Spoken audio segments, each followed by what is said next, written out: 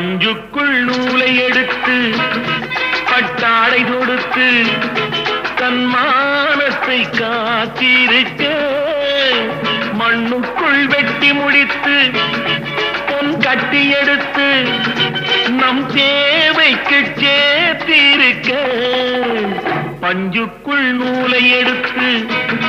பட்டாடை தொடுத்து தன் மானத்தை காத்திருக்க